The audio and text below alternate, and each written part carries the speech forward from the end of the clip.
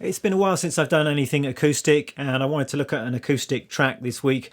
Earlier in the week I was thinking about what I was going to do, and I thought, why not do another Bert Jansch track? I think it's always a good day to look at a bit of Bert Jansch. He's one of my favourite acoustic players, one of my favourite players full stop, I think. Previously I've looked at, I think, a couple of his tunes before. I've certainly looked at Needle of Death and perhaps another track as well. Today I'm going to be looking at the song Strolling Down the Highway. I'm going to start by having a play through. The usual caveats apply. Of course I can't play it exactly like Bert does, but I'm going to do my best here, and then I'm going to take you through how to play it.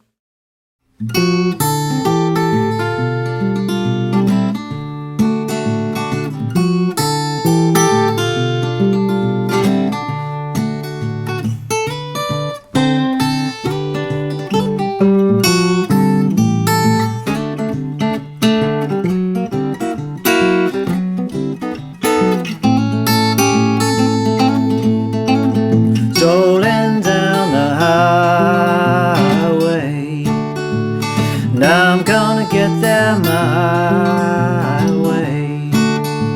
Dusk till dawn I'm walking, you hear my guitar rocking as I stroll on down the highway.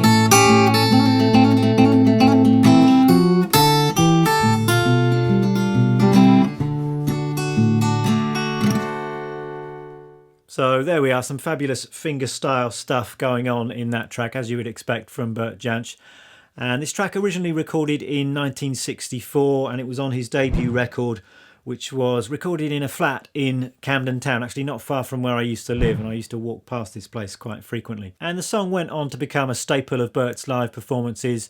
And in preparation for this video I was actually watching some live footage, and there are a couple of great performances that I could find on YouTube, both of which were recorded in Bert's later years. And it's interesting how the track has evolved and changed over the years, and he plays it quite differently from how he plays it on the original recording when you watch these videos. The focus of this video is going to be on how I think he plays it on the original recordings. I've known how to play this track for quite some time. It's kind of part of my fingerstyle repertoire, but for making this video I actually revisited it, retranscribed it, and I found myself changing a couple of things here and there just to make it a bit closer to how Bert plays it. So I'm going to take you through how to play the track in some detail. I'm going to talk about some of the nuances of Bert's performance, but I think my main advice here would be not to stick too slavishly to exactly how Bert does it.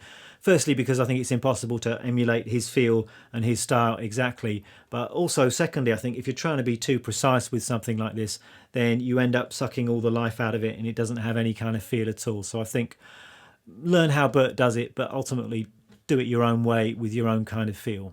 Now, I suppose I'd describe this as a blues in A. We've actually got a capo at the 5th fret, but the basic chords that we're dealing with are A, D and E. We're sometimes making those 7th chords, but those are the 1, 4, 5 chords that you would normally get in a blues. And it's not actually a 12-bar blues. I think there are 14 bars overall in the form of this piece, and we've got some jazzy chords coming in there towards the end, but overall I think the feel is quite a bluesy one. Let's kick off with this opening phrase then.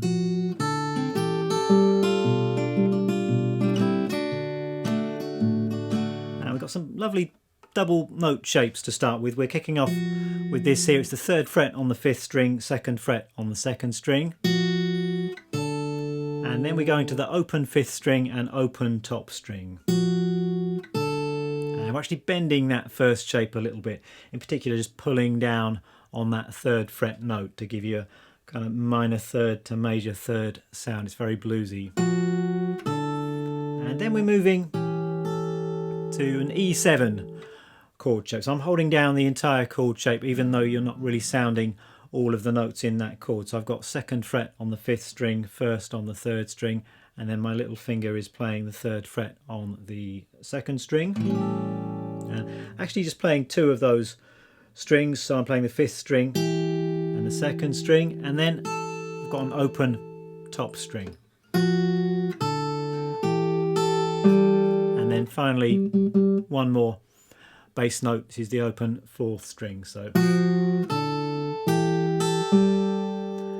notice that the thumb is actually playing 4 notes per bar. This is happening quite a lot in this piece, and then the fingers are taking care of the higher notes. So the thumb is actually just doing this, and then if you add in the fingers, and in fact, you can hear some other notes creeping in there as well. There are occasionally some open strings. When he's going into chord shapes, you can hear he's hammering down on some of the other notes, so it doesn't actually sound as precise as I'm describing it here. So that's the first bit. And then we're into this. So this chord here, it's really a D7 with an F sharp in the bass. I'm sort of talking relative to the capo, I'm talking in terms of chord shapes here rather than how they're actually sounding, but think a D7 chord, and then Bert actually uses his thumb to press down the second fret on the low E string. You could actually fret that note with your second finger if that's more comfortable to you. And we've got this happening. So the thumb is just rocking back and forth between the 6th and 4th strings, and then we're picking out a melody on the higher strings. And from there we're going into an A chord shape, and this is where he's brushing with, I think, the index finger on his picking hand. So we go, so we've got some open strings in there, and then we're going into an A chord shape. I'm just playing that with my first finger barred down at the 2nd fret on the 4th, 3rd and 2nd strings.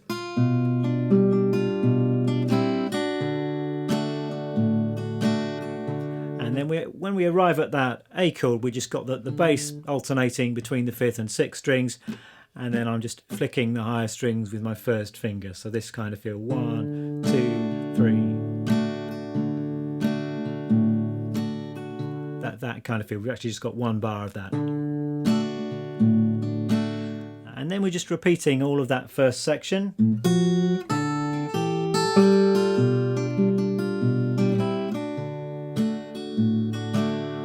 If you listen closely, of course, there are little variations and nuances, so he's not exactly repeating something, but it's essentially the same part. For the next part, we're climbing higher up the neck, and we've got this.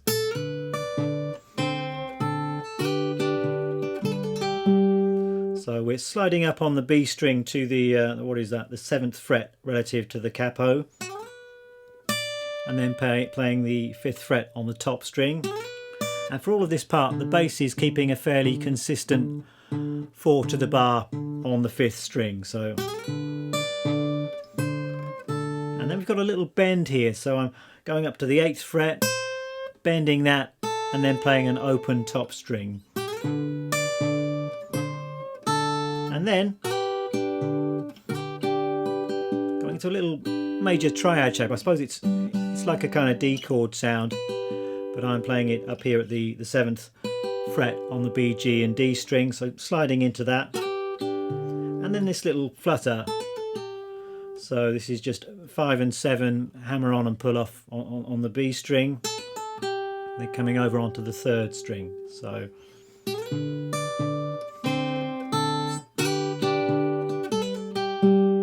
then we're back down to open position, and this is very similar to the opening bar of the tune. We've got more or less exactly the same thing. Maybe got some of the 6th string in there as well, I think, this time round. And then we're going to an A chord shape. Again, I'm playing that with a bar at the 2nd fret, and we've got this kind of idea. So it's quite rhythmic, this part. I'm just bouncing my fretting finger up and down a little bit to create that kind of rhythm. The thumb is again just playing 4 to the bar here, and I'm sliding into that chord as well. So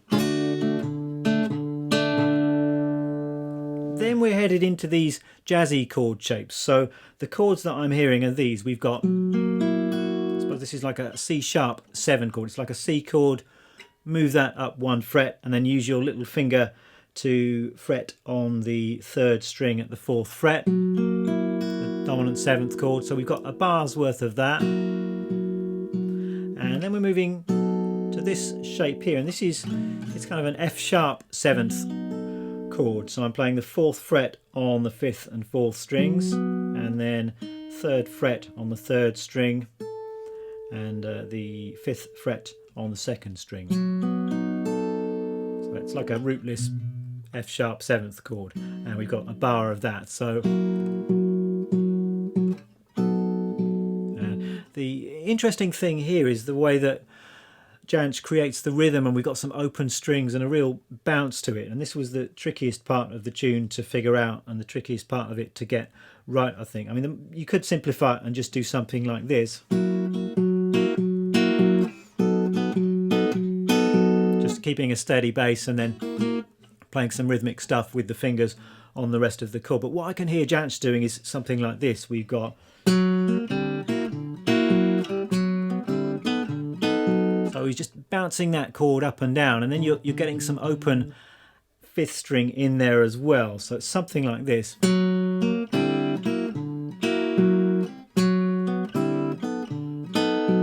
it's hard to get it exactly, but it's something very similar to that.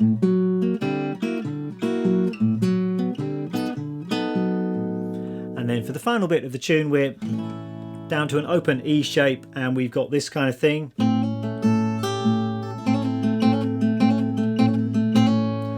So again, the thumb is mostly just playing 4 notes to the bar. I mean, all of the bass stuff in this is slightly palm muted as well. That will just help to keep the boominess under control. So just get the bass going 4 to the bar, and then we've got a little hammer on with the first finger,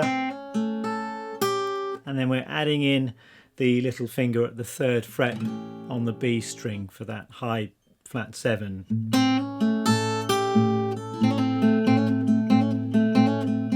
And then we've got this little kind of trill or hammer on and pull off with the first finger happening as well.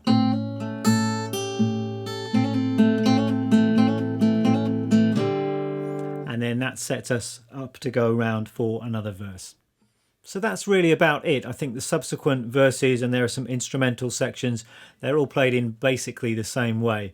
And this kind of thing is actually very hard to describe, so I hope the combination of my explanation and just watching the video carefully, you'll be able to get it together. Also going to write this out in music and tab, so you can check that out if that kind of thing is going to be helpful to you. But I think what might be most helpful is just if I play through the whole thing slowly, so you can really see what both of my hands are doing.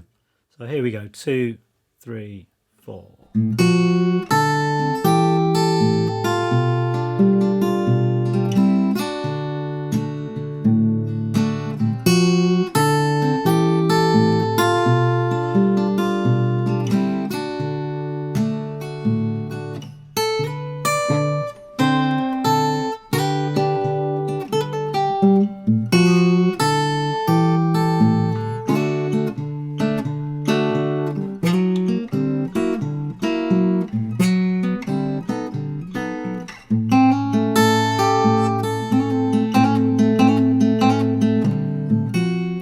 Then we go around for the next verse like that.